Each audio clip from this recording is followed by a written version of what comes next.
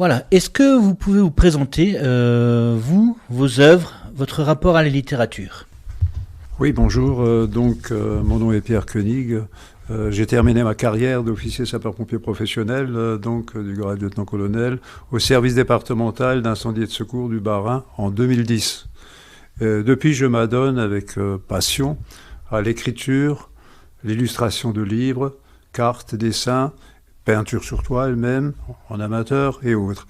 Pour les premiers ouvrages que j'avais écrits, j'avais 2 éditeurs, Sald et Florian. En 2012, j'ai créé ma propre micro-entreprise d'édition, c'est-à-dire Édition Pierre Création, pour publier mes écrits, premièrement en auto-édition, donc mes romans, nouvelles, puis en qualité d'éditeur pour d'autres auteurs, autobiographiques, commercialisés ou privés. J'interviens aussi pour illustrer à la demande d'auteurs, couverture ou le fichier intérieur. J'interviens également en qualité d'assistant pour un auteur qui souhaiterait réaliser un ouvrage. Bon, voilà en gros ce qui est, le travail que je fais avec passion toujours, sur lequel effectivement je suis. Bonjour, je m'appelle Enrique Uribe Carreño, je suis professeur d'espagnol de civilisation à l'Institut des sciences politiques et j'ai commencé à écrire il y a une quinzaine d'années.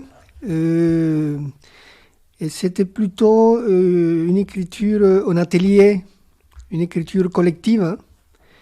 Et donc, nous avons fait plusieurs projets dont l'un a abouti à un roman collectif qui a été publié sous le titre de Dans les jardins de ma mémoire, où il y a eu une centaine de personnes qui ont participé aux ateliers et l'édition du livre a été finalement le produit de 25 manuscrits écrits par 25 personnes de 11 nationalités différentes. Et c'est un travail qui a duré pendant 2 ans dans lequel les ateliers d'écriture tournaient autour d'un exercice autour d'un conte de Gabriel García Márquez. Et à partir de ce conte de Gabriel García Márquez, on a pu recueillir les histoires du quartier de l'Orangerie et aussi de l'ancien couvent de Bon Pasteur, où maintenant il y a un quartier résidentiel. Et donc, il y avait des personnes qui avaient vécu à l'époque où le Bon Pasteur était une sorte de refuge pour les jeunes filles qui étaient un petit peu avec des problèmes scolaires. Donc, on a pu récupérer une partie de la mémoire du quartier. Ensuite, j'ai commencé à faire des histoires de microfiction, des micro-récits. C'est un genre littéraire qui est très fréquent en Amérique latine. Et donc, nous avons une très grande tradition de micro-récits, des histoires qui ne dépassent pas une page, et qu'on appelle en France plutôt des histoires à chute. Et c'est devenu un peu un exercice qui a abouti aussi à un livre qui s'appelle 3 comprimés par jour. Et donc on a fait une édition bilingue et ensuite je suis resté un peu à ce format de microfiction. En gros, c'est ça. Les contacts avec la littérature. Sinon, j'ai pu faire des écrits plutôt en sociologie. Mais bon, je pense que ce n'est pas la question ici. Non. Bonjour, je m'appelle Argas Hassan. Je suis de formation universitaire. J'ai fait ma première formation à l'entrée à l'université en art du spectacle. Ensuite, je suis passé à l'anthropologie culturelle et sociale. Donc j'ai fait mon master en art du spectacle et ma thèse en anthropologie culturelle et sociale. Donc j'ai travaillé sur bon, c'est une approche ethnodramatique, donc j'ai travaillé sur le théâtre berbère, essentiellement sur le théâtre berbère. Donc je travaillais et puis à partir de là, donc j'ai pu observer un certain nombre d'institutions traditionnelles, à savoir des rituels, à savoir certaines pratiques, des cérémonies par exemple en Afrique du Nord. Et donc j'essaie de mettre en rapport la pratique théâtrale et d'une façon générale les arts dramatiques avec l'anthropologie. Donc une observation en anthropologie. Bon, ce qui est important en tous les cas par rapport à la littérature, puisque j'écris des pièces de théâtre et les premières que j'ai sorties c'est en 2010, sinon j'ai commencé bien sûr à écrire auparavant. Donc j'écris sur des thématiques, différentes thématiques, on va dire les thématiques que j'aborde en littérature, je les aborde de la même manière en anthropologie ou en art du spectacle.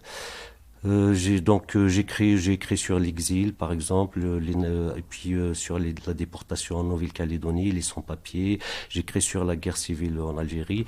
Donc, il y a eu à peu près, depuis 2010, 13 à 14 pièces de théâtre. Donc, à côté, je fais un peu de poésie. Sinon, j'ai écrit un roman tout récemment aussi sur ceux qui arrivent, ceux qui prennent le. J'ai écrit sur un événement qui a eu lieu à Lampedusa. Donc, tout ça, en fait,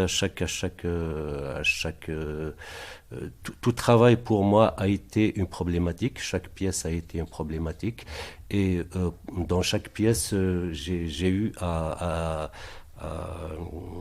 on va dire que, entre guillemets, j'ai toujours fait du théâtre documentaire. Bon, c'est pas à la même manière que Peter Weiss, par exemple, le faisait, mais je fais soit j'observe des réalités et j'ai des événements que je recueille aussi dans les journaux, dans les documents, et à partir de là, j'introduis une fiction. Donc voilà, donc c'est docu-fiction, on peut dire comme ça. Peter Weiss, c'est un homme de théâtre c'est un Allemand qui a fait le théâtre documentaire.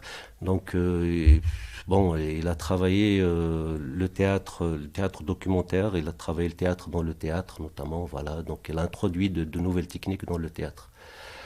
Voilà, bah, à côté de lui, il y en a quand même beaucoup d'hommes de théâtre qui ont travaillé avec lui notamment.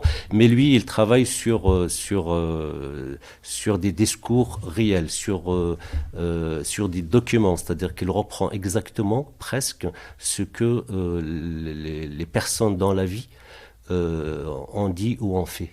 Voilà, donc c'est le théâtre documentaire avec ses propres techniques. Bon, dans tout ça, où est-ce que je suis et comment je suis arrivé là, c'est que à l'origine, moi je suis kabyle, donc et on dit aussi que nous sommes aussi d'origine berbère du fait que nous appartenons à l'Afrique du Nord. Donc c'est la question culturelle, c'est une question puisque c'est le sujet en fait. Donc c'est une question qui s'est posée aux premiers militants de la question berbère. On dit nous la question berbère ou la cause berbère. Donc c'est une question qui parle de l'identité berbère, c'est quoi, etc. et tout ça. Donc j'ai évolué dans ce questionnement-là. Ça a rapport avec les systèmes de convenance, les systèmes locaux concernant par exemple les modes de gouvernance. Ça a à voir avec la langue, ça a à voir avec toutes les pratiques culturelles, voilà. Et voilà, donc cet ensemble de questions a fait que j'ai évolué en tant que militant aussi. Voilà, j'ai évolué en tant que militant et j'étais ramené à tout moment à répondre à des questions qui se posaient, qui étaient pertinentes. Et c'est pour ça que je suis là, en fait. Je suis de la même manière, on va dire, entre les études universitaires et ce que je fais comme littérature, comme écrit dans le théâtre. Donc oui, on va aborder la question, on va rentrer encore du sujet un peu plus tard. J'ai une première question à vous poser avant d'aborder la question culturelle. C'est quel est votre style, votre genre de littérature et qu'est-ce que vous souhaitez raconter à vos lecteurs, qu'est-ce que vous souhaitez leur dire par vos écrits? En ce qui concerne mon rapport à l'écriture, alors je suis bien sûr inspiré par d'autres cultures dans mon écriture. Alors l'inspiration anglaise, j'aime bien raconter des histoires dans ce que j'écris. Donc il y a bien sûr Dickens pour ce qui concerne les Anglais, Stevenson, Mary Shelley pour Frankenstein par exemple, parce que j'aime beaucoup le fantastique aussi, Lovecraft. Et dernièrement j'ai découvert une auteure, c'est une femme anglaise, George Eliot, parce qu'elle avait pris un nom masculin. Alors parmi les Américains, bien sûr, il y a Edgar Poe, Stephen King. Stephen King, effectivement, que j'aime beaucoup parce qu'il décrit aussi dans ses éléments fantastiques l'Amérique profonde, parfois. On est très près. Ernest Hemingway, j'aime beaucoup Ernest Hemingway, surtout son côté bon vivant, etc. Jack London, extraordinaire, c'est un aventurier extraordinaire. Faulkner, et bien sûr, parmi les Russes, Tolstoï, Dostoïevski, Gogol, Chekhov, Pasternak et même Gorky. Alors en ce qui concerne les latinos, que je connais un peu moins, il y a bien sûr Cervantes et puis Gabriel García Márquez. Il y a un auteur turc qui m'avait beaucoup inspiré, qui m'avait beaucoup plu, c'est Orhan Pamuk. Je ne sais pas si je prononce bien le mot, Orhan Pamuk, qui avait écrit un roman qui s'appelait Neige, que j'ai trouvé extraordinaire. Et bien sûr les Allemands. Alors parmi les Allemands, il y a surtout Thomas Mann. Voilà en ce qui concerne les éléments donc, qui m'ont surtout inspiré, hein, puis j'en passe, il y en a d'autres. Hein. Alors mon rapport avec l'écriture, j'ai une écriture, je pense, qui est rapide, naturelle, courte, alors facile. Alors j'essaie toujours de faire des phrases courtes, comme on me l'a appris à l'école primaire, hein, c'est peut-être un dur de dire. J'aime raconter des histoires, inventer des histoires, l'enfance, surtout malmenée, hein, les situations tendues, le feu, c'est peut-être un réflexe de ma profession que j'avais avant, la peur, l'amour, la mort, le fantastique, un peu dans le genre Stephen King. Je construis toujours un chapitre comme on réalise un tableau. C'est-à-dire, je le construis au fur et à mesure. Une fois que j'ai le chapitre, je reviens dessus pour affiner et corriger les textes. Sauf si j'écris pour un auteur. Donc, si j'écris pour un auteur, ça m'arrive, hein, notamment une biographie de famille. Mais sauf si j'écris sur un auteur, si j'écris pour moi-même, je ne connais jamais la fin de l'histoire. C'est-à-dire, au départ, je la découvre en même temps que la lectrice ou le lecteur. C'est-à-dire, j'écris, je ne connais pas la fin de l'histoire, j'avance au fur et à mesure. Ce qui me fait écrire, c'est comme si je tombe sur une idée. Comme un archéologue qui tombe sur un fossile, quoi. C'est-à-dire, c'est peut-être pas grand-chose, mais en creusant, on peut tomber sur quelque chose d'énorme, hein, etc. En fait, les personnages qui apparaissent dans mes romans, dans certains de mes romans, je me dis souvent, ils existent. Bien sûr, ils ne sont pas vivants, mais ils existent quelque part. Ils existent surtout dans mon imagination, quoi. Et ils évoluent au fil de l'histoire. Parfois, je suis surpris même de la manière dont ils évoluent. L'écriture, je dirais, pour moi, c'est une forme de télépathie, c'est-à-dire télépathie engendrée par l'écrivain, par l'auteur, et qui peut être vue à toutes les périodes. C'est-à-dire, on plonge effectivement le rapport à la lecture. Alors, j'avais pris une note sur les rapports à la lecture qui me concernait, et dans laquelle j'avais écrit « Bien qu'elle ait plutôt moyen dissipé », quand j'étais enfant, dans Les Assertifs, c'est un livre que je veux sortir prochainement, les extraits d'œuvres solides d'un petit ouvrage scolaire, Brangier et Ballereau, m'avaient transmis une sorte de mélodie savoureuse, une saveur, l'odeur du papier, une impression particulière, une nourriture qu'il faut d'abord savoir mâcher un certain temps pour en apprécier les effets, le plaisir de la lecture, le plaisir de l'évasion, le rêve au rythme des mots. C'est un peu ça, effectivement, pour moi, l'écriture. Voilà, merci. Donc, ce que je fais, j'écris des pièces de théâtre la majorité du temps. Voilà, je suis beaucoup plus dans le théâtre qu'autre chose, hein. Donc, disons que ce que j'écris, ce sont des problématiques de la vie, pas, pas de la vie des personnes, mais de la vie de société. Donc, je traite de la vie de société. Euh, je dirais comment je suis arrivé à... Pourquoi est-ce qu'il y a cette idée? C'est que quand j'ai accédé aux études en art dramatique, donc j'ai étudié Bertolt Brecht. Et du coup, c'est à partir de là que j'ai essayé d'avancer vers des auteurs que j'ai connus en parallèle, ou de comprendre en tous les cas mieux ce qui s'écrit en Afrique du Nord, certains auteurs comme Mouloud Mamri, qui est un anthropologue notamment, et comme Katb Yassine aussi. Et puis voilà, j'ai aussi évolué vers la littérature française, donc j'ai pratiquement revu ou fait un peu l'ensemble des courants. Donc depuis l'ancien classique, nouveau classique, donc je parle de la littérature occidentale, hein, particulièrement, ensuite française bien sûr, et donc le nouveau classique, et puis on va vers le romantisme, le naturalisme, le réalisme, et puis il va y avoir l'ensemble des courants qui ont fait l'œuvre de théâtre contemporain, mais aussi de la littérature contemporaine. À savoir l'absurde, hein. Donc voilà, on peut parler de Camus, on peut parler des surréalistes aussi, Breton, on peut parler de Jean-Paul Sartre, de l'existentialisme. Donc voilà, j'ai essayé de me mettre dans ce bain-là pour pouvoir justement produire quelque chose qui peut être communiqué ou présenté justement au public. Voilà, donc dans mes pièces, je suis à peu près dans ce panorama, et j'essaie d'impliquer notamment l'ensemble des techniques appliquées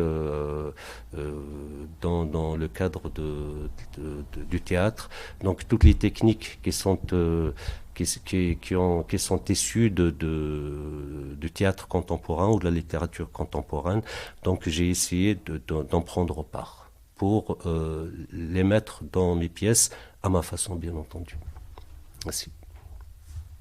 En ce qui me concerne, pour la microfiction, on peut dire que c'est plutôt des brèves de la vie quotidienne ou des journaux.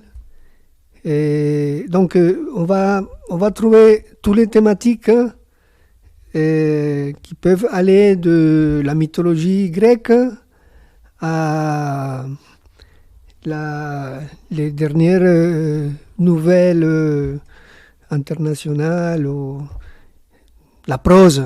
Donc la microfiction, c'est un genre qui permet en très peu d'espace et de temps présenter un petit univers, une sorte de bulle, l'isoler et la présenter au lecteur de façon à que ça soit une petite explosion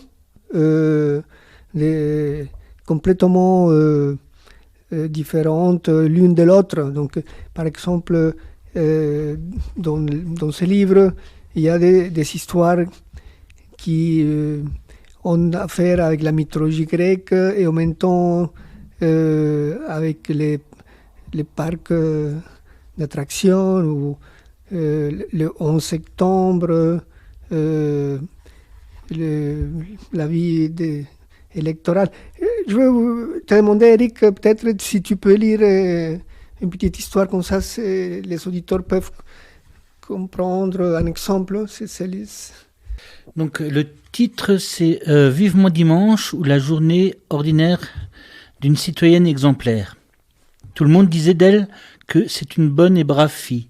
Son réveil sonnait à 5 heures du matin et le petit déjeuner était prêt à 7 heures. Rituel de la promenade canine à 7h30, au bureau à 9h. Déjeuner et dîner ponctuel et chronométré. L'amour seulement le samedi, la sieste seulement en vacances. Exactitude, prévision et organisation minutieuse lui avaient ouvert le chemin du succès professionnel. Il n'y avait qu'un seul moment où, ne sachant que faire, elle laissait le hasard opérer pour elle. Tous les 5 ans, dans la solitude oppressante de l'isoloir, Erostia Alba laissait au dé le soin de choisir le nom de celui pour qui elle allait voter. L'idée, c'est aussi de faire une sorte de journal intime en fiction, comme celui qui fait un journal intime en haïku. C'est-à-dire, on a un format qui est donné, qui a des contraintes, et à ces contraintes, on introduit un contenu prosaïque de fiction et qui a priori finit dans une chute. Non, voilà, ça c'est les formats. Alors, comment est-ce que vous définissez le mot culture et comment vous décririez votre culture ? Alors, culture. Il y a tellement de choses à dire là-dedans, donc mais bon, je vais essayer de mon côté de donner une petite définition pour ce débat. Et donc, je pense que la culture, c'est d'abord une ontologie. Une ontologie comme il le décrit Philippe Descola, c'est-à-dire pour lui, dans le monde, il y a quatre formes d'ontologie. Et donc moi, je suis issu de l'ontologie, ce qu'on appelle l'animisme. Donc il y a de l'animisme, il y a le totémisme, il y a le naturalisme, il y a l'analogisme, selon le Philippe Descola. Donc voilà. À partir du moment où je suis issu d'une société animiste, donc la société berbère, cette ontologie, en fait, pour définir la culture, c'est que donc on a été, de l'histoire au début, on a été un groupe social. Et de ce point de vue-là, l'ontologie, elle se définit. Alors, il y a les intériorités et il y a l'intériorité et l'extériorité. L'essentiel, c'est que dans l'animisme, comme dans toutes les autres formes, il y a l'intériorité et l'extériorité. C'est-à-dire que l'ontologie berbère considère que l'intériorité entre les vivants, l'intériorité des vivants, de l'ensemble des vivants, ça veut dire que les êtres humains, la faune, la flore, c'est les mêmes. Mais les physicalités sont différentes. Par exemple, le totémisme considère que les intériorités, c'est les mêmes et les physicalités, c'est pareil. Donc, ce sont des modes de pensée. À partir de ce moment-là, il y a une vision du monde sur laquelle les groupes sociaux, ou le monde berbère en ce qui me concerne, sont venus construire un modèle culturel, donc un ensemble de pratiques qui vont dans le sens de cette vision du monde que nous avons, de cette vision que nous avons de la vision du monde qui relève de l'animisme. Voilà, tout simplement. Et donc, pour expliquer la culture, donc il y a cette vision du monde, et il y a tout ce qui vient par la suite. Donc, c'est un ensemble de pratiques sociales, c'est un ensemble d'institutions. On peut parler de rituels, on peut parler de cérémonies, par exemple pour ces sociétés-là ancestrales. Donc, on peut parler de langue, on peut parler de mythologie. Donc, c'est un corpus. En tous les cas, qui traduit l'idée de l'identité, c'est-à-dire l'identité ontologique d'un groupe social. Voilà, pour ma part, c'est la définition que je donne à la culture. Et on peut mettre dedans, bien sûr, que l'ensemble des institutions, je veux dire que la gouvernance, les modes de gouvernance, on peut mettre dedans les modes de perception sensorielle, on peut mettre dedans toutes les activités confondues qui font que le groupe social se considère comme tel, et vis-à-vis aussi de l'extérieur, c'est-à-dire comme tel en tant que groupe, vis-à-vis aussi des autres groupes qui vivent autour de lui. Voilà, merci. En ce qui concerne la définition du mot culture, moi je suis donc je dirais assez court pour moi, mais d'un autre côté, c'est l'expression d'un peuple pour moi. L'expression d'un peuple, l'expression d'une civilisation existante ou passée, sous quelque forme que ce soit. C'est-à-dire, ça peut être par l'écrit, par la sculpture, par la vie quotidienne, hein, c'est-à-dire la manière dont les personnes vivent, leur cuisine, la manière dont ils se nourrissent, la manière dont ils évoluent, leur religion également, hein, donc, et disons que leur vision qu'ils ont par rapport à la vie et puis à la mort, hein, et à la survie, effectivement. Donc tout ça fait partie, pour moi, c'est le mot culture. Alors, l'influence sur ma propre culture personnelle, en ce qui me concerne, je lis beaucoup. Je lis toujours énormément. Je pense que ceux qui écrivent, un peu comme moi, lisent beaucoup. Je crois que ça fait partie de cette forme de culture. Alors, je touche un peu à tout. Je touche pas seulement à l'écriture, je touche également à l'illustration. J'aime beaucoup illustrer. J'aime beaucoup dessiner, beaucoup. C'est en moi. J'ai également une facilité pour modeler. Je peux modeler assez facilement n'importe quoi si on me le met dans les doigts. Ça revient de ma tendre enfance. Alors, certes, en tant qu'Alsacien, je suis profondément attaché à la région, bien sûr. Région, surtout Strasbourg. Strasbourg est pour moi, effectivement, j'en suis profondément attaché, même si par moments, effectivement, il y a certains points enfin, passons. Mon enfance, la Méno, le sud de Strasbourg, ce que mes parents m'ont appris et raconté, donc je l'ai enregistré dans ma mémoire.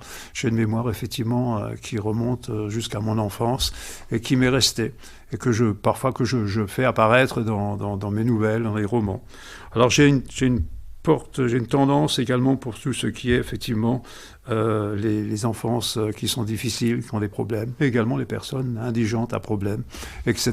C'est ce que j'ai déjà découvert dans mon métier que je pratiquais avant, et ça m'avait marqué. Alors, en ce qui concerne l'alsacien, bien sûr, je suis alsacien, donc là, c'est effectivement... Mais je ne suis pas non plus un alsacien cocorico-alsacien, c'est-à-dire j'aime beaucoup l'alsacien, mais bon, j'en fais partie. J'écris aussi, donc j'ai fait des livres en alsacien, notamment des livres pour d'auteurs alsaciens comme Paul Mülheim, qui était vraiment un auteur exceptionnel, pour lequel il est même arrivé à faire les fables de La Fontaine en alsacien, c'est quelque chose d'extraordinaire, mais difficile, parce que ça reste, et d'une manière très fine et très humoristique, hein.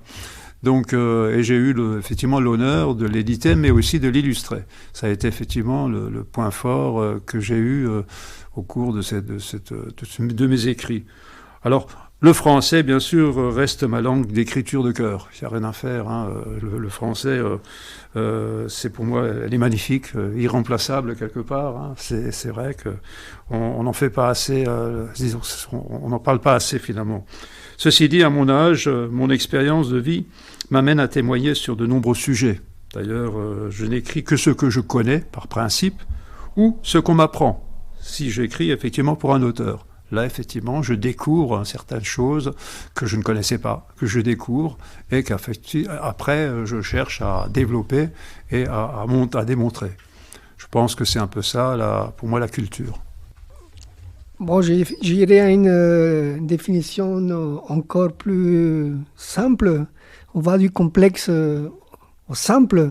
Je dirais simplement que la culture, c'est une trouvaille. C'est la façon comme chaque peuple va résoudre le problème. Et donc chaque peuple va trouver un moyen, une technique, une trouvaille. Et c'est ça la culture. C'est valable aussi pour les arts. Et bon, en ce qui concerne ma culture, je dirais, si c'est ma culture en tant qu'individu, et je dirais que c'est la somme des empreintes, de façon opportuniste, de tout ce que je peux prendre des autres langues, des films, des romans, des peintures, des pièces de théâtre. Donc ça serait ma culture en tant qu'individu, une sorte de creuset où se mélange de façon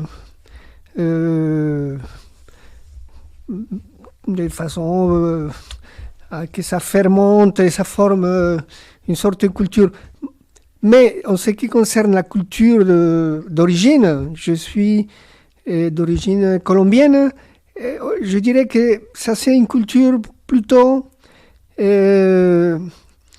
qui va être moderne, c'est-à-dire que c'est une culture qui, comme on dirait, les vers de René Char,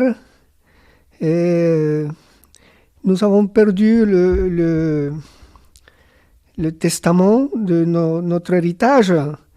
Et nous allons recycler, reformuler l'héritage, la tradition, chacun à sa sauce. C'est quelque part la modernité, ces coupures, ces ruptures avec une tradition qui nous avait prescrit les modes d'emploi. Nous avons perdu le mode d'emploi. Dans ce sens, ces cultures-là latino-américaines, ce sont des cultures modernes où la tradition qui va être précolombienne, mais va être aussi coloniale espagnole, et va se faire, va se travailler, va se transmettre son mode d'emploi. Ça va donner une modernité dans la musique, dans la littérature, dans la peinture. On trouve une sorte qu'on appelle métissage finalement. Voilà, ça c'est un petit peu en Amérique latine, ce qu'on peut voir de façon très claire, c'est passé, c'est présent et c'est futur en 3 temps mélangés. Des fois c'est assez chaotique, des fois ça donne une certaine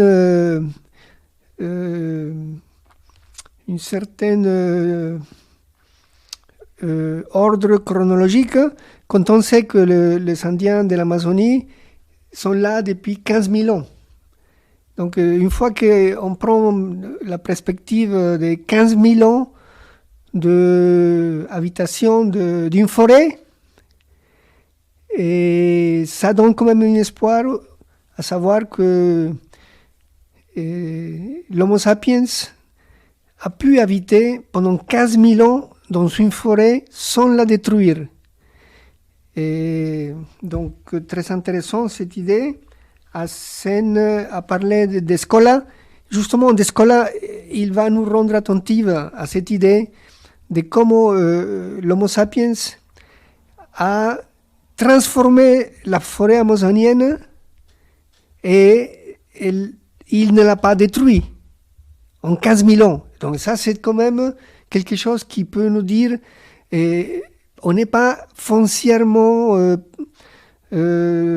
prédateur, on n'est pas foncièrement voué à la destruction, parce que le fait qu'il y ait eu des gens dont leur action n'était pas mue par la rentabilité, ça veut dire que ce n'est pas dans les gènes l'idée de détruire pour rendre ce que nous détruisons des marchandises.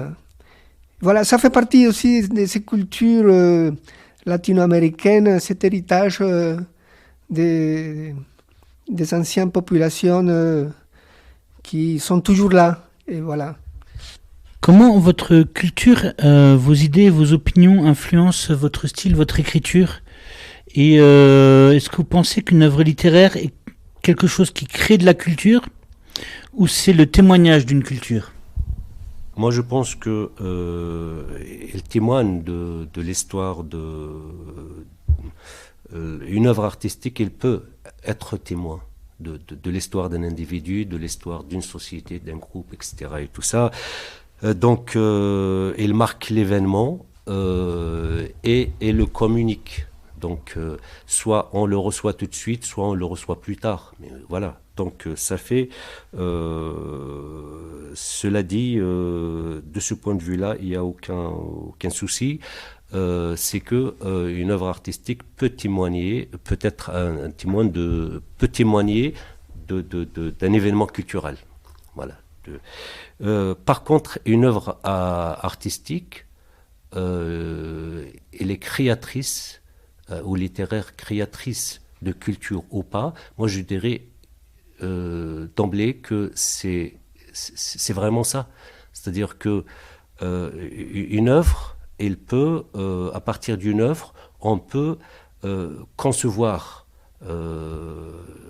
des pratiques, des formes de représentation qui vont aider les personnes d'un groupe social à vivre en cohésion, à assurer, assurer dans le temps et dans l'espace une vie décente. Voilà ce qui est recherché. Donc, je donnerai comme exemple la gravure rupestre. La gravure rupestre, par exemple, disons que la rupestre, elle existe un peu partout et moi, je penserais bien que c'est une gravure rupestre, c'est une œuvre. C'est une œuvre, donc ça a été fait par un artiste. Voilà. Ces artistes-là, c'était des artistes du paléolithique, du néolithique et de la préhistoire. Qu'est-ce que pour nous, c'est quoi justement la gravure rupestre ou la peinture rupestre? Elle est pour beaucoup de choses. Par exemple, si j'ai à donner l'exemple d'Afrique du Nord, donc les Berbères, on a dans les Hogars, on a aussi des gravures rupestres un peu partout, mais aussi dans les Hogars, il y a une grande concentration de gravures rupestres, mais aussi en Libye. Voilà.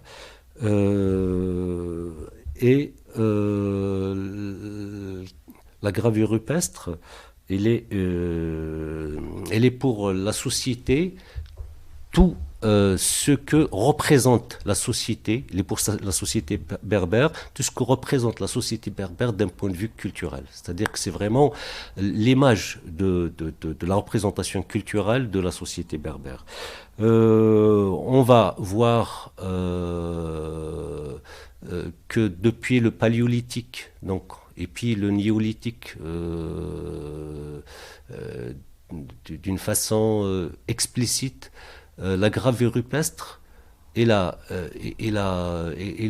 nous explique aujourd'hui, en tous les cas pour les gens comme moi qui sont dans une quête identitaire permanente, c'est-à-dire qu'il y a une question, c'est la question berbère, c'est la question amazigh. Donc, et il y a des questions de ce point de vue-là. C'est-à-dire que jeter un coup d'œil sur la gravure rupestre dans l'ensemble de ces styles, il y en a 3, va faire que on va comprendre comment est-ce qu'on se comporte aujourd'hui et pourquoi est-ce qu'on se comporte de cette manière et pas d'une autre manière. Qu'est-ce qui fait que, par exemple, les religions aujourd'hui, les monothéismes, l'islam en particulier, par exemple, qui est là depuis le 7e siècle, et elle n'a pas pu réellement produire assez d'effets dans la société berbère parce que il y a c'est cette œuvre-là. C'est-à-dire, c'est à partir de cette œuvre-là, on va essayer de comprendre donc le monde berbère, comment il a évolué, comment il a tracé ses frontières, comment il a adopté des frontières, comment il a mis en place, comment il a domestiqué. son rapport à l'environnement, son rapport, les personnes entre elles, donc les individus, le mode de gouvernance, donc on va le retrouver en tous les cas dans la gravure rupestre qui est juste une œuvre artistique. Et voilà, donc ça explique tout. Ça explique tout. En fait, le rapport, c'est un rapport direct, c'est un rapport opérant. D'ailleurs, ça fait partie. Je veux dire que c'est un art, c'est la littérature ou les arts, c'est une partie intégrante de la culture. Et sans la littérature, en tous les cas, sans l'art, à mon avis, il n'y aurait plus de culture. Oui, je pense qu'elle est les deux, c'est-à-dire elle est le témoignage d'une culture et puis effectivement elle fait les deux. Hein. Et c'est un témoignage parce qu'on découvre surtout quand on lit certains auteurs. Hein. Bon, moi je parle surtout d'auteurs. Hein. Si je vous parle par exemple de Victor Hugo, Les Misérables, on décrit donc une société d'une certaine époque, donc principalement parisienne, mais enfin qui montre la situation des ouvriers, la situation du petit peuple, entre guillemets, la manière dont effectivement les choses avaient évolué. C'est la même chose pour Zola, par exemple, quand il décrit l'Assommoir, hein, qui montre les effets de l'alcoolisme déjà à l'époque, dans le milieu ouvrier. Hein, je crois que c'est démontré d'une manière très forte ce qu'il y a. Je pense également, si on veut parler de la période, sur la période de l'Ancien Régime, hein. Par exemple, Chandernagor, qui décrit l'allée du roi, qui décrit un peu toute l'histoire de Madame de Maintenon, sous Louis XIV, qui décrit l'histoire, on découvre le milieu, on découvre la manière de ce qu'on retrouve. Non, je pense que c'est profondément inscrit dans les différentes œuvres littéraires, on avance. Dans les auteurs plus modernes, bon, on en découvre d'autres, même actuellement. Hein, sur certains auteurs, on découvre certains aspects. Alors, bien sûr, il y avait notamment dans l'auteur plus récent, son nom m'échappe maintenant, mais disons que j'ai lu, qu'on voit parfois, qui décrivent même ce qui va se produire. Hein. Donc, c'est assez impressionnant. Alors, en ce qui concerne les auteurs étrangers, notamment, bon, je reviens toujours également dans le domaine fantastique, hein, Stephen King, qui décrit pas seulement le fantastique, mais également l'Amérique profonde, la manière dont vivent les gens, la manière dont l'enfance, les cruautés qu'on retrouve entre eux. Et puis, bien sûr, si on part dans l'aventure, on part sur Jack London, que ce soit en mer ou que ce soit dans les forêts canadiennes, etc., qui décrit ça. Ou alors, pour revenir de nouveau sur Chateaubriand, quand il décrit effectivement les Iroquois, donc la manière dont effectivement vivaient les Indiens à cette époque-là, et pour avoir été pendant une courte période au Canada, je me souviens, en hiver, je me suis souvent demandé comment faisaient effectivement les gens pour arriver à résister au froid qui est dur, qui est pratiquement intenable. Et pourtant, bien sûr, ils étaient là. Et tout ça, je pense, effectivement, c'est intéressant de le retrouver d'une manière ou d'une autre. De retrouver certains auteurs qui décrivent les milieux. Et après, bien sûr, on se sent imprégné par toutes ces formes d'écriture. Alors, les écritures varient. Il y a des écritures des styles qui varient l'une à l'autre. Certaines sont laconiques, d'autres sont plus développées, ça dépend. Hein. Donc, en gros, je dirais, c'est un peu ça, l'écriture, effectivement, d'une manière ou d'une autre, elle est bien sûr, la culture, elle inspire forcément l'écrivain. Oui, je dirais aussi dans le sens de Pierre. Bon, on a Erwin Panofsky qui était un spécialiste de la Renaissance. Il avait fait un livre où il avait fait les liens entre la pensée scolastique et les gothiques. Donc il nous avait dit, Panofsky, que la pensée scolastique avait construit quelque part les gothiques. Ça c'est très intéressant parce que ça veut dire que nous vivons dans une culture et notre culture nous donne une structure et cette structure va se réalisé dans une peinture, dans un roman, dans un édifice, et en fonction de notre structure mentale. Donc il y a assez de choses. La culture nous est donnée par notre langue. Je parle espagnol, donc c'est l'espagnol qui est une langue latine qui a beaucoup d'influence arabe. C'est toutes ces langues qui me servent de structure mentale pour que je puisse faire du singulier. Donc l'auteur individuel peut faire du singulier, mais nous sommes prisonniers d'une structure qui nous dépasse, qui est notre culture chinoise, arabe, française, tibétaine. Et dans ce sens, il y a un miroir entre le singulier, que c'est une façon c'est les marges de manœuvre qu'a l'individu pour exprimer une structure dans laquelle on se trouve emprisonné, mais c'est en faisant une création où on peut se libérer de ces prisons structurelles, comme on pourrait dire Pierre Bourdieu. Voilà, je ne sais pas si c'est un petit peu une réponse. Quelque part, l'individuel et les collectifs vont négocier, ils vont créer quelque chose de neuf si on peut donner de la place au bricolage.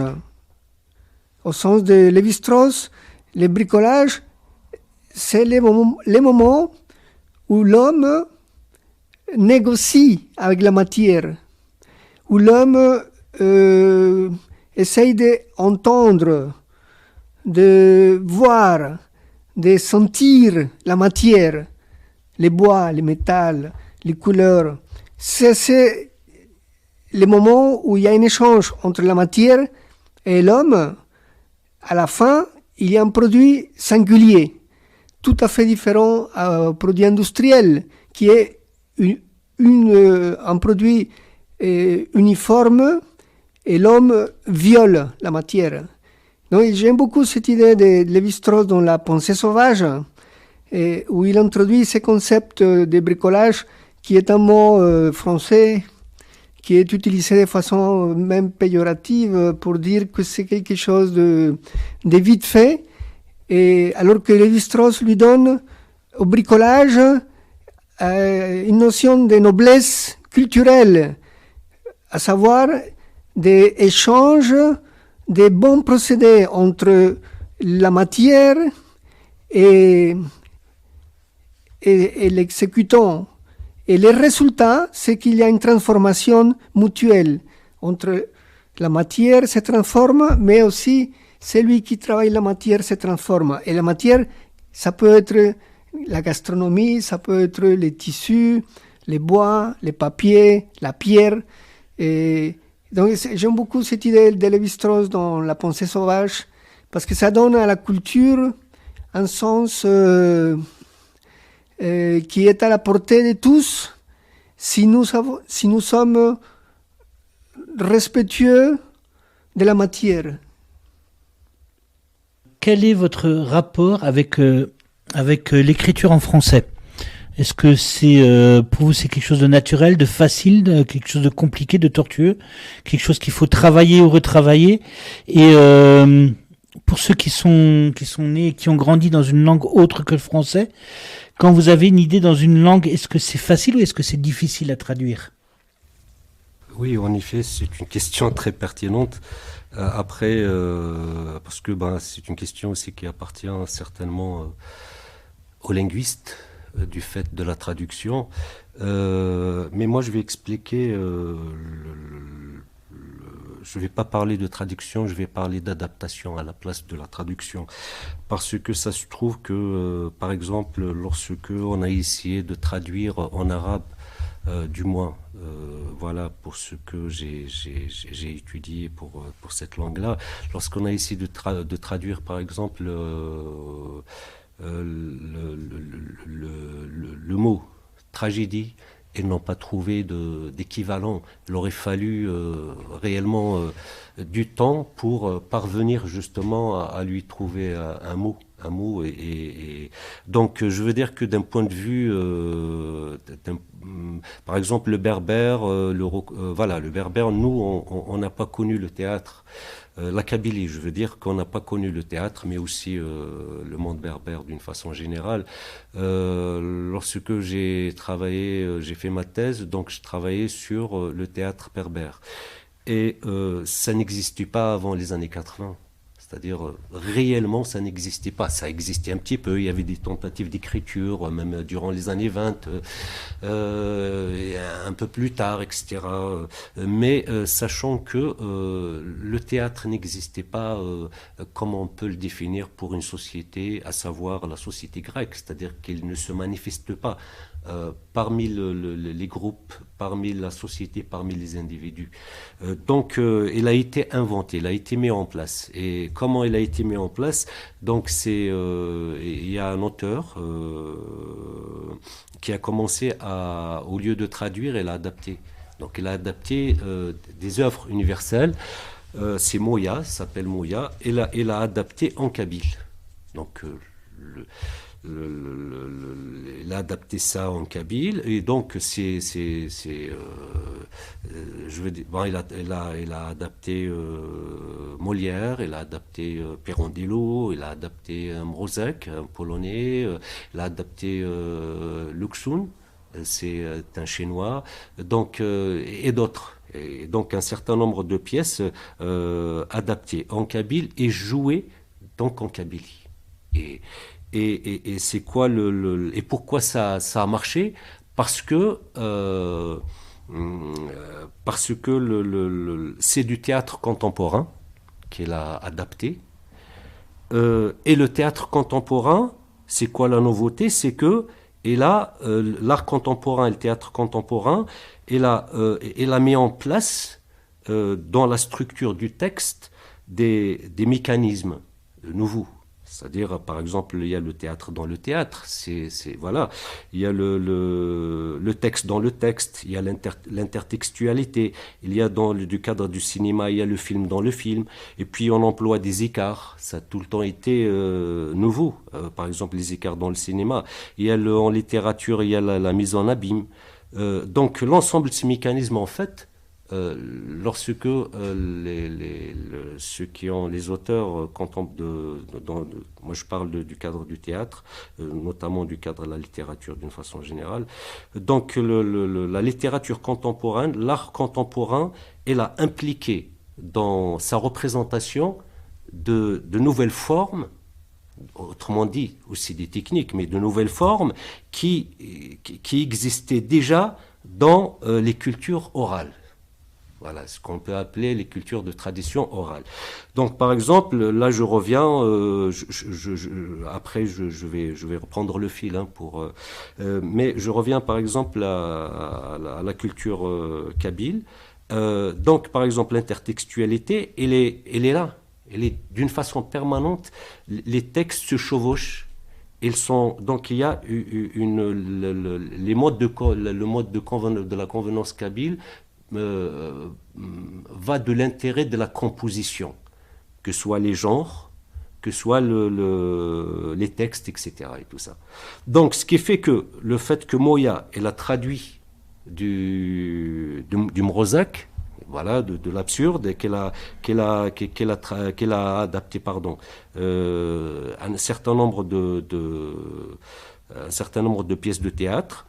Pirandello, par exemple, théâtre dans le théâtre. Donc, elle est venue avec quelque chose qui a permis au théâtre de venir au monde parce que sans ces mécanismes-là, sans ces formes de culture ancestrale, à savoir celles qui existaient chez les Grecs.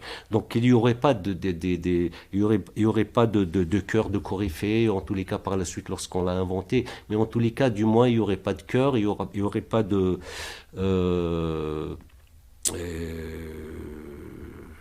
il y a certaines choses qu'on dit du récit populaire. Du récit populaire, ce qui est appliqué, le théâtre épique par exemple, enfin le récit épique aussi, qui est travaillé par Brecht, donc voilà, auquel Brecht a recouru justement pour consolider en tous les cas sa forme de représentation qui permet aux spectateurs de réfléchir justement, de s'impliquer, d'impliquer le réel. Donc le spectateur, dans sa réalité, peut prendre connaissance de ce qu'il est et non pas seulement d'aller, comment dirais-je, de subir l'émotion qui se passe, qui se déroule sur scène. Donc Moya, il a adapté. Et pourquoi est-ce qu'elle a pu adapter? Pourquoi est-ce que ça a marché? Parce que en langue kabyle,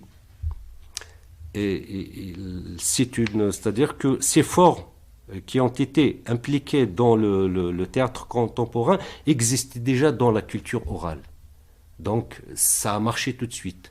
C'est-à-dire, voilà, ça a marché tout de suite. C'est comme si il y avait un puits, ensuite il n'y avait plus d'eau dans le puits, puis on ramène de l'eau, on le met dans le puits.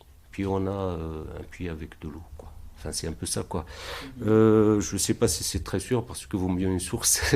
Voilà, ou mettre... voilà, mais bon, c'est tout à fait ça. C'est-à-dire que ça a marché tout de suite, à l'évidence, et on peut parler aujourd'hui, heureusement, de théâtre d'expression berbère, de théâtre d'expression kabyle. Maintenant, par exemple, bon, c'est une problématique parce qu'il y a par exemple la littérature maghrébine ou la littérature berbère, où il y en aurait bien sûr la littérature kabyle, certainement, mais tout ça, on le met dans le cadre de la littérature maghrébine, qui est d'expression française. Donc c'est une problématique, on va voir pourquoi est-ce que cette littérature qui est d'expression française n'était pas seulement française. Elle était maghrébine à l'origine. Donc il y a des structures linguistiques. Pour les linguistes, ils peuvent expliquer ça, mais moi je dirais qu'il y a ces formes-là, ces formes de représentation. Par exemple, les Berbères pensent le temps en mode de spirale. Et de ce fait-là, par exemple, la spirale, elle est employée dans l'écriture par Katib Yassine. Donc on ne perd pas le fil, en fait. On est là, mais on ne perd pas le fil. Voilà, et que Katib Yassine a écrit en langue française. Donc la langue française, on lui a apporté des ressources. En fait, on a mis au service de la langue des ressources d'autres cultures. C'est assez intéressant. Maintenant, ce qu'il y a lieu de dire, pour ce qui est de la langue française, je dis bien que tout ce qui a été, par exemple, adapté en kabyle, elle a réussi parce qu'il y a ces formes-là. Mais d'un autre point de vue, on va quand même comprendre qu'il y a une hégémonie. Une hégémonie, c'est-à-dire que la langue française, à partir du moment où... alors, même si on est de différentes cultures et on parle cette langue, on la ressource, mais il va pouvoir quand même... Mais à l'évidence, il est hégémonique, c'est-à-dire c'est elle qui est parlée partout. Bon, moi, de ce point de vue-là, je pense qu'il y a on peut discuter parce qu'il y a une raison politique, c'est-à-dire qui fait qu'il y a un consensus autour d'une langue qui fait l'hégémonie d'une action, par exemple, interculturelle, où il y a plusieurs cultures qui se rencontrent. Mais après tout, je veux dire que cette langue-là, elle est structurée à la façon de permettre à l'autre langue d'investir le même objet qui est investi par cette langue. Ça, c'est quand même important. Je veux dire que c'est pour ça que Moya, elle a réussi justement les adaptations, Pourquoi? Parce que ces langues, qu'on dit hégémoniques, que ce soit anglais, français, espagnol notamment, ou russe, en tous les cas, moi je pense que lui, il a traduit essentiellement du français. Mais donc, cette langue-là, qui est hégémonique à la fois, qui est consensuelle, elle permet notamment, avec ces mécanismes, à l'autre langue de s'introduire pour traiter de l'objet. Je pense que c'est important. En retour, cette langue, elle est ressourcée par de nouveaux mécanismes parce que les formes de représentation ne sont pas les mêmes. Et donc, elle trouve des ressources telles que l'exemple que j'ai donné, par exemple, la littérature française, la littérature maghrébine d'expression française. Merci. Si je peux me permettre, parce que là, pour le coup, j'avais commencé à lire le livre de Kateb Yassim, justement, Ouria. Et il y a un moment, sur à peu près la moitié du bouquin, je me suis senti complètement perdu dans le texte.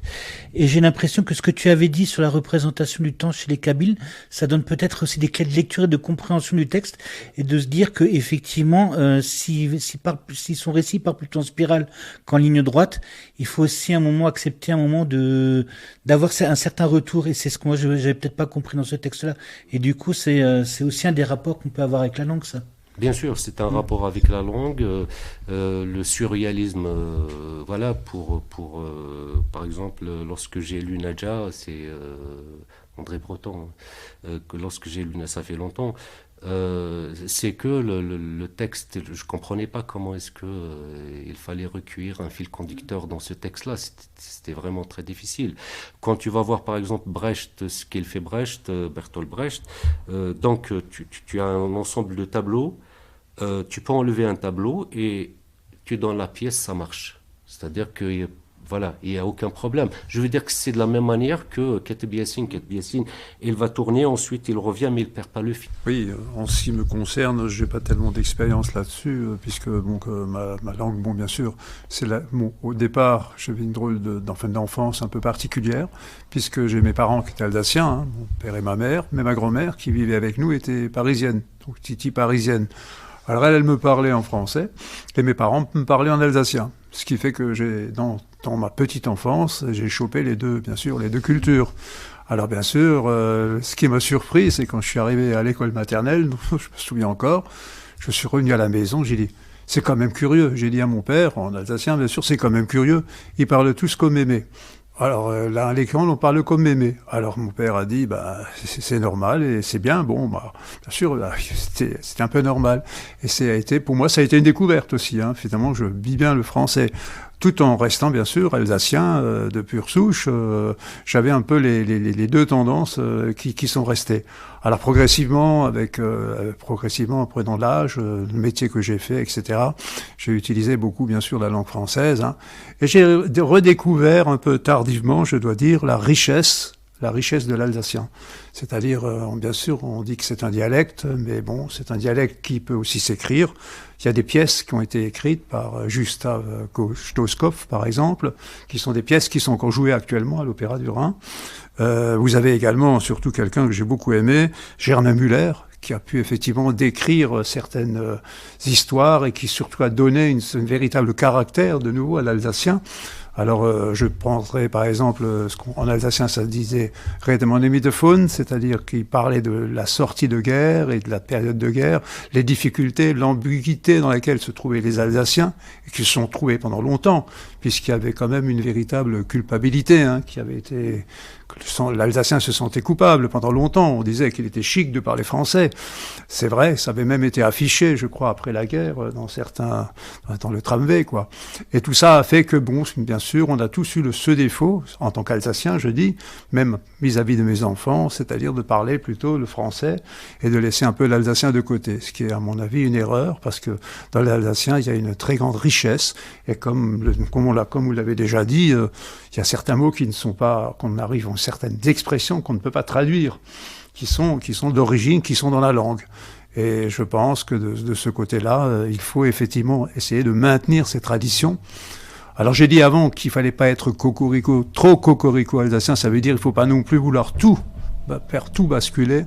Le français reste effectivement quand même nécessaire, parce que c'est quand même, je le répète, une langue, c'est la langue française, donc, mais néanmoins, l'alsacien doit également être maintenu, et moi je pense qu'il est intéressant de développer un peu cette partie-là. D'ailleurs, il est même prouvé, de toute façon, pour les enfants, surtout les petits âges, qui apprennent les deux parties, le langue, que ce soit d'ailleurs une autre langue étrangère, hein, que ce soit l'espagnol, ou ça apprennent beaucoup plus facilement. Quand je vois les difficultés que j'ai moi-même, personnellement, puisque je me suis remis à l'anglais, les difficultés que j'ai pour arriver à le comprendre, hein, parce qu'à saisir, même si je sais le lire, même si je sais le conjuguer, tout ce qu'on veut, c'est vrai que la petite enfance permet de le développer. Je pense que l'alsacien, tout comme d'autres langues, dialectes donc dans le pays, doivent être maintenus et sans pour cela bousculer la culture. C'est une culture qu'il faut maintenir. Ça, c'est mon point de vue. Maintenant, pour ce qui concerne la manière d'écrire que j'ai, c'est toujours pareil, hein, ce que j'ai déjà dit, j'aime bien raconter des histoires. Alors l'écriture, il faut aussi le préciser, pour certains, ça fait du bien. C'est une psychothérapie. On l'oublie souvent. Et souvent, quelqu'un, effectivement, moi je l'ai même déjà conseillé à certains. Ça peut être pareil pour les poésies. Les poésies sont une forme de musique qui est agréable à l'oreille et puis qui, effectivement, pas toujours évident à faire pour tout le monde, mais qui, effectivement, permet quand même d'exprimer des sentiments très, très forts, hein, que ce soit dans le sens positif ou même dans le sens négatif. Donc, dans ce sens-là, je crois que c'est intéressant. Alors, comme je l'ai dit, écrire fait du bien. Il y a des règles à respecter. Alors, l'imagination puise éventuellement dans notre culture, ça c'est sûr. Et bien sûr, ça revient toujours à ce que vous avez aussi dit avant, c'est-à-dire qu'on cherche à puiser dans les écrits qu'on a déjà connus pour essayer de s'inspirer. Je dis bien s'inspirer, hein, pas copier bien sûr, mais s'inspirer, et je pense que ça fait du bien de voir ce côté-là. Voilà donc ce que je voulais dire en ce qui concerne cette partie-là. Alors, moi pour ce qui concerne le temps, moi j'ai toujours été fasciné par les notions de bascule dans le passé. Et je me suis imaginé, donc j'ai écrit effectivement une histoire, notamment qui s'appelle Rémanence, dans laquelle effectivement l'auteur en question bascule dans le passé et se retrouve dans la peau de ses ancêtres, avec tout ce qu'il faut, c'est-à-dire dans cette époque, avec la couleur, les odeurs, etc. Et ça m'a beaucoup fasciné. Alors pendant que j'étais en train de l'écrire, j'étais en train de me demander comment j'arriverais à m'en sortir sur le plan rationnel. Et finalement, à la fin du livre, j'ai trouvé la solution. Mais tout ça pour dire, solution entre guillemets rationnelle, parce que c'est pas bien sûr pas rationnel, mais tout ça pour dire les bascules dans le passé, etc. Voir effectivement, s'imaginer comment ça peut être lorsqu'on vivait dans un autre temps, même ne serait-ce qu'un siècle en arrière, hein, c'est complètement différent. Ça aussi, c'est quelque chose qui me fascine et que j'aime bien développer. Et enfin, je terminerai en disant qu'actuellement, il y a autre chose qui me fascine aussi, c'est l'intelligence artificielle. On en parle beaucoup. Alors bien sûr, je suis parti sur une idée que je vais développer un peu, c'est l'idée d'une expérience, quelqu'un on lui met un robot à disposition avec un ordinateur quantique, et progressivement, on se rend compte que dans cette expérience, elle échappe à tout le monde. Et à un moment donné, bien que je n'y crois pas un instant, mais à un moment donné, vous avez l'intelligence artificielle, c'est-à-dire le robot, qui prend conscience de ce qu'il est, et qui commence à juger ces bipèdes qui l'entourent et qui l'ont fabriqué. Et qui se pose des questions, et c'est assez curieux, donc j'en suis là. Voilà. Voilà, je vais continuer ce que dit Pierre. Et en effet, la question de la culture, elle n'est pas anodine, parce que si nous n'avons pas de mémoire, nous ne pouvons pas imaginer. Et là, c'est les drames des personnes qui ont l'Alzheimer, parce qu'ils perdent leur mémoire, mais ils ne peuvent pas imaginer que demain ou après-demain, il y a son fils ou son petit-fils qui va venir. La personne, elle reste dans un stade du présent. C'est vraiment une tragédie. Donc si nous n'avons plus de culture, nous n'avons plus d'imagination, et l'imagination, c'est quand même la liberté. Et ça, c'est pas quelque chose à prendre à la légère. C'est-à-dire que l'Homo sapiens, il a fait un progrès dans l'humanité par la revendication de la liberté.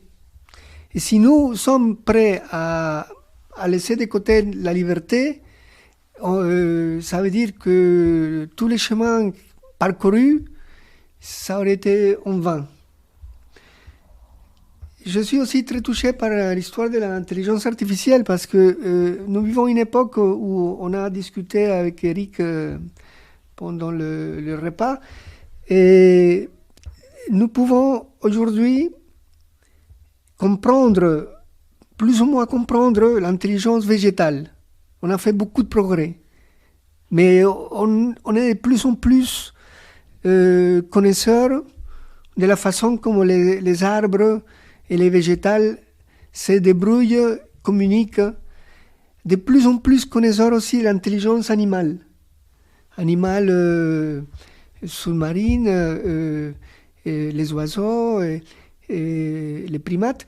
Donc, minéral.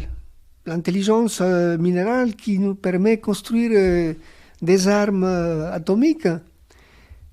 Donc, nous vivons une époque formidable. Si nous conjuguons l'intelligence minérale, l'intelligence végétale, l'intelligence animale, l'intelligence humaine et l'intelligence artificielle, et on a beaucoup de chances de pouvoir donner l'espoir, de construire, de rectifier le monde dans lequel nous avançons, un monde basé sur la matière, le matérialisme, un monde marchandise, un monde où les gens se disputent chaque fois de façon de plus en plus sans aucune vergogne, sans avoir honte. Je pense qu'avec tous ces moyens que nous avons, par la culture, on peut s'en sortir. Bon, je reviens à la question sur l'écriture. Et à une époque, on s'est posé la question, qu'est-ce que c'est l'écriture? Bon, si l'écriture, c'est de l'oral mis sur un papier, ou si l'écriture, c'est autre chose. Donc, par exemple, si on dit, non, l'écriture, c'est de l'oral, ça peut être du Céline. Donc, on fait une grande littérature avec une écriture qui vient de l'oral, une oralité riche. On dit, voilà, ça c'est de l'écriture. Mais si on a Proust, ça c'est autre chose.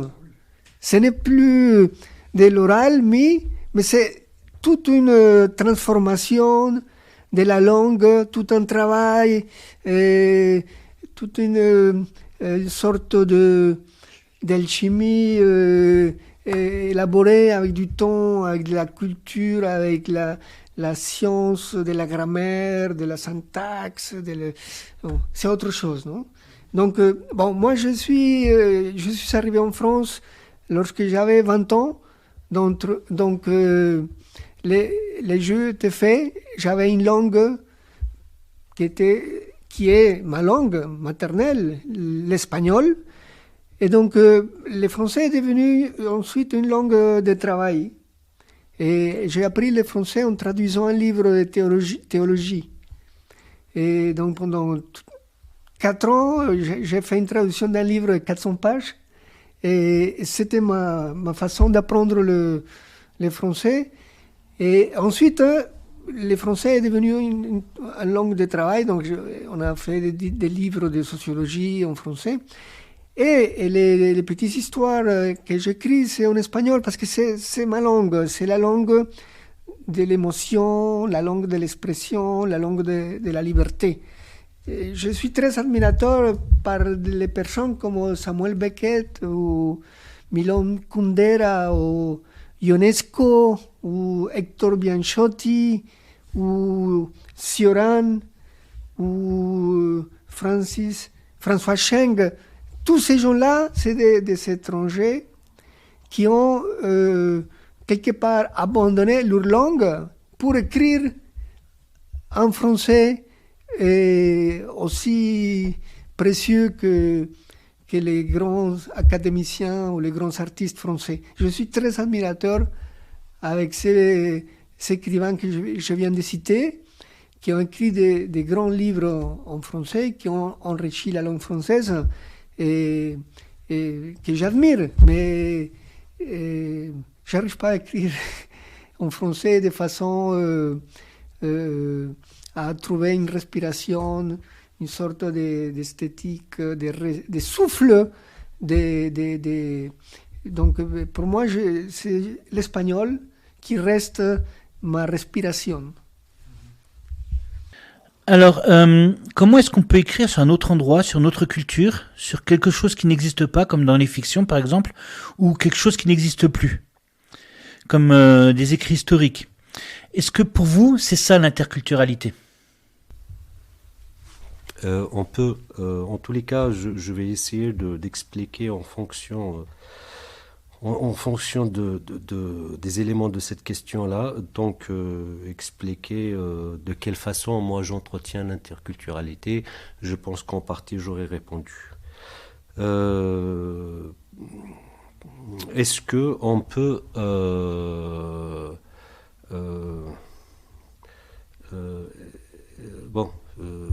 est-ce qu'on peut écrire sur un lieu autre que celui où on vit?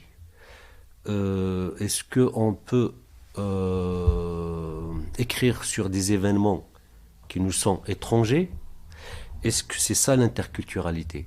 Moi, je pense que les lieux autres, ce sont des lieux qui sont investis par une culture de ces lieux. Et lorsqu'il y a des événements dans ces lieux, c'est l'expression de cette culture qui se manifeste. Autrement dit, quand on vient de l'extérieur, il me semblerait que pour dire quelque chose sur l'espace, voilà, ce qui se déroule dans l'espace même, il va falloir quand même comprendre comment les choses se manifestent dans la culture du lieu.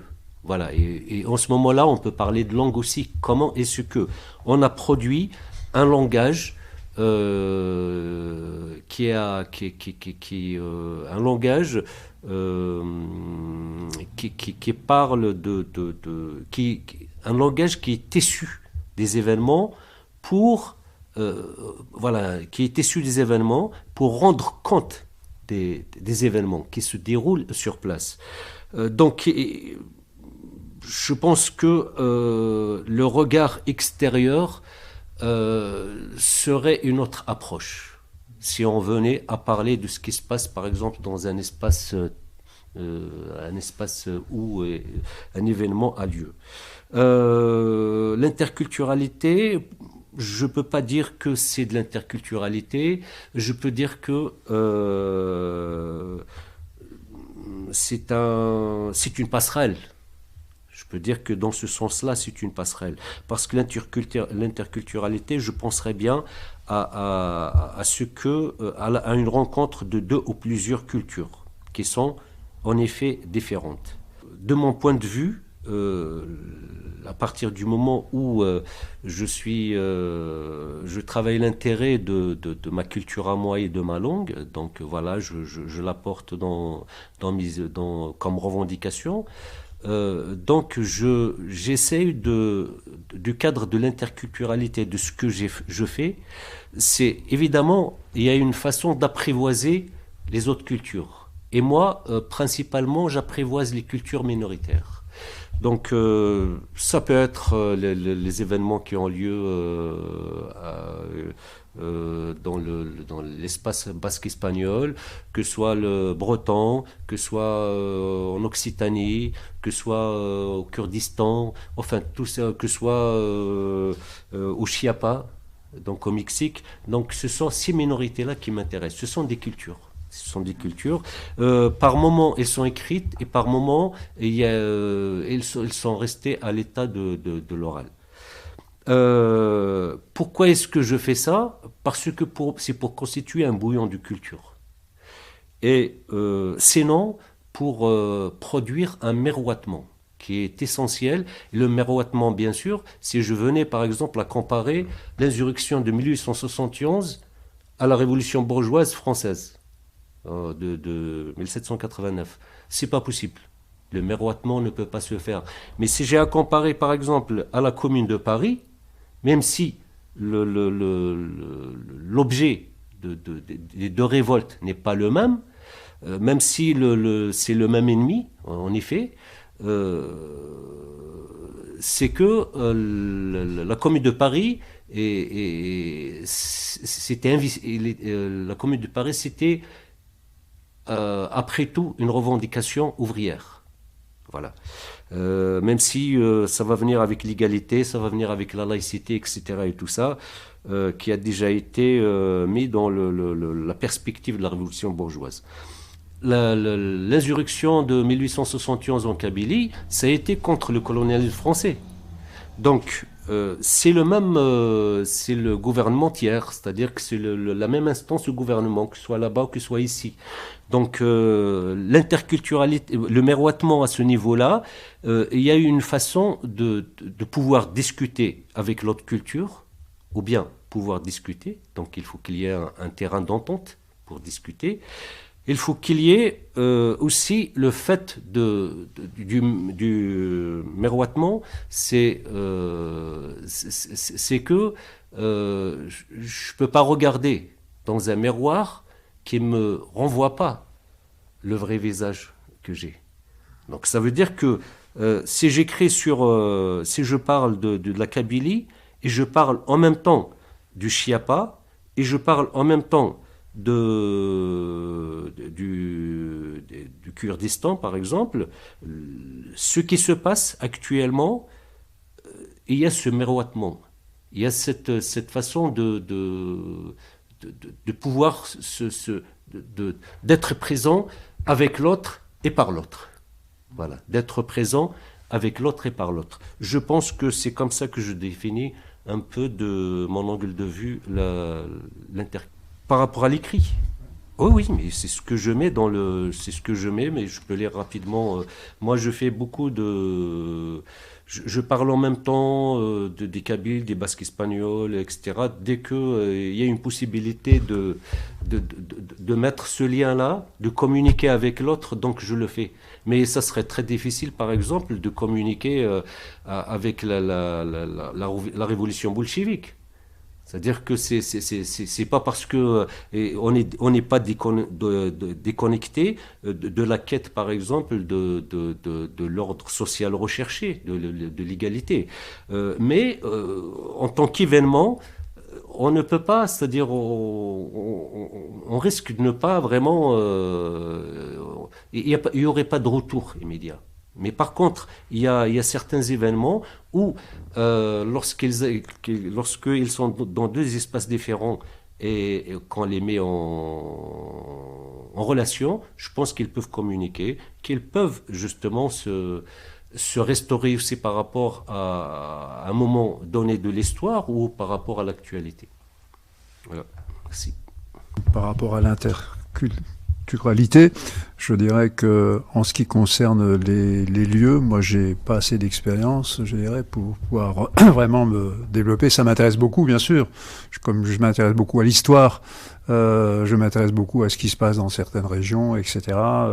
Mais disons que là, je n'arrive pas à me projeter, disons, dans l'écrit, dans ce domaine-là. Par contre, dans le domaine de la fiction, oui. Mais toujours, je reviens toujours, bien sûr, à mes racines, entre guillemets, puisque c'est la région, puisque j'ai pas trop bougé de cette région, quoi.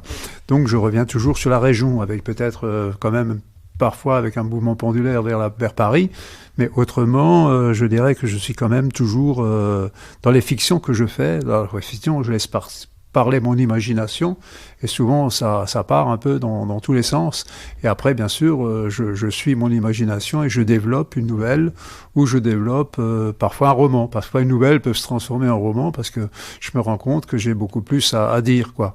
Encore que la notion entre nouvelle et roman est très relative, hein. Ernest Hemingway, par exemple, dans le vieil homme et la mer, c'est un roman qui fait une centaine de pages, hein, donc on parle de roman. Si je prends par exemple l'inverse, prenons Tchekhov. Tchekhov, on le connaît surtout par son théâtre, mais par ses nouvelles et ses écrits, il est extraordinaire.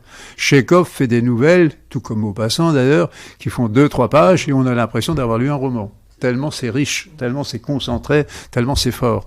Alors je dirais dans la fiction, oui, effectivement, c'est quelque chose où je me sens relativement à l'aise.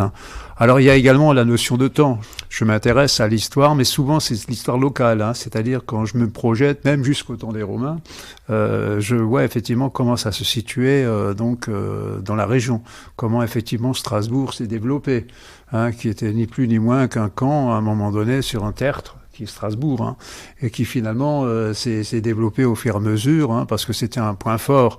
Tout ça pour dire, là j'arrive assez facilement à m'y retrouver. Et donc pour moi c'est surtout ça, l'interculturalité, donc par rapport à la fiction, oui, et par rapport au temps. Maintenant par rapport à d'autres régions, d'autres pays et autres, je m'y intéresse beaucoup, je lis beaucoup là-dessus bien sûr, mais je ne pourrais pas par exemple effectivement me lancer là-dedans. Disons qu'on ne peut pas se lancer dans quelque chose qu'on ne connaît pas vraiment, qu'on n'a pas vécu non plus. Et sur lequel non plus, je n'ai pas fait d'études. Il faut aussi le remarquer. Moi, je dirais que c'est le manque qui fait que on a le désir de créer quelque chose. Si on n'avait pas le manque, on resterait tranquille, en train de méditer, de réfléchir, de dormir, de flâner. Mais le manque fait que nous voulons remplir ce manque par quelque chose de neuf, par une création. Donc on va chercher quelque chose dans le passé pour remplir un vide. On va chercher quelque chose dans le futur. Donc il y a la fiction de l'imagination. On va chercher quelque chose dans le présent. Le manque est constitutif de notre situation moderne. Nous sommes dans une époque, quand je dis moderne, c'est les 3 derniers siècles. C'est une époque où l'ensemble des contenus de la culture, il nous est impossible de les posséder. Et dans une tribu indienne ou africaine ou dans la société du Moyen-Âge, un habitant qui était connaisseur de la culture religieuse, la culture agricole, la tradition du village, adulte, il pouvait dire, voilà, je possède l'ensemble de la culture de mon époque. Aujourd'hui, on a un manque structurel où la culture moderne, elle est tellement vaste qu'elle est impossible de posséder. Et donc, nous sommes tous en manque d'informations, de connaissances sur l'astronomie, sur la médecine, sur l'histoire. Et ça crée un désir qui peut aller vers la création par l'art. Donc on va sublimer ces désirs en créant quelque chose de neuf. Mais ça peut créer aussi l'angoisse, la peur. Et donc ces désirs, ça va plutôt aller vers des passions tristes, la fermeture, les discours des menaces, d'invasion, de discours politiques qui nous racontent l'arrivée des extraterrestres qui sont déjà là dans les quartiers populaires. Donc voilà, ce manque, ça va être aussi soit manipulé politiquement. Et voilà, et c'est un enjeu démocratique. Si nous arrivons à cohabiter avec ce manque, nous pouvons vivre et défendre nos démocraties. Si nous succombons au discours qui veut tout nous expliquer de façon totalitaire, de façon simple, bah, nous allons perdre la vie démocratique. Bon, par rapport à l'interculturalité, je dirais que c'est justement aussi, c'est propre de notre modernité d'accepter ce qui nous échappe de l'autre. L'autre, c'est celui qui n'est pas identique à nous. Il y a une partie qui nous échappe. Et donc l'interculturalité se fait en acceptant cette donnée qu'en principe, il nous échappe. Et c'est parce qu'il nous échappe qu'il nous enrichit. Et c'est en cohabitant avec la différence que nous pouvons grandir. Mais je reviens à l'idée précédente. Les jours où ce qui nous échappe nous dérange, parce qu'on va chercher que ce qui nous est identique, cette identité figée dans une communauté, et où il n'y a pas une marche, où il n'y a pas d'opacité, et ça devient aussi une affaire politique. C'est la culture, c'est justement ces choses qui nous permet de vivre avec l'opacité, avec la partie obscure, avec la partie que nous méconnaissons de l'autre, soit nos compatriotes, soit d'autant plus les étrangers, que nous puissions voir cette partie qui nous échappe comme une richesse. Je pense que ça sera un pas dans le sens d'accepter une vie moderne dans la liberté. Voilà. Je pense qu'on peut dire ça comme ça. C'est un mot de la fin. Voilà, je dis tout simplement que ça a été un plaisir de partager avec l'ensemble des intervenants cette discussion.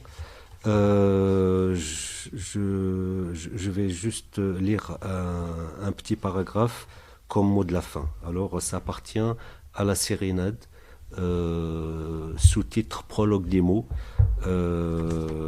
du volume 2, Théâtre et Poésie. Donc, Argas Hassen, mon nom et prénom. Je dis, je ne dis rien, les mots tombent en silence dans l'absence. Le calvaire, c'est une chimère. Concourir à la lutte, pas un mot, pas un vers de poème, pas d'amour et révolution. Le garde des sceaux décide de forceps dans la République de Socrate. Brecht revendique le droit d'asile. Merci. En guise de conclusion, donc, si je ne veux pas être trop long, j'ai quelques paroles, quelques messages que j'avais mis du moins dans certains romans. Et il y en a un que, parmi les citations, entre guillemets, que j'aime beaucoup, il y en a une de Léopold Senghor, qui dit « Je ne sais pas en quel temps c'était. Je confonds toujours l'enfance et l'Éden. Comme je mêle la mort et la vie, un pont de douceur les relie. » Pour finir, je citerai simplement les vers de René Char qui nous rappellent que l'essentiel est sans cesse menacé par l'insignifiant. Vive la culture!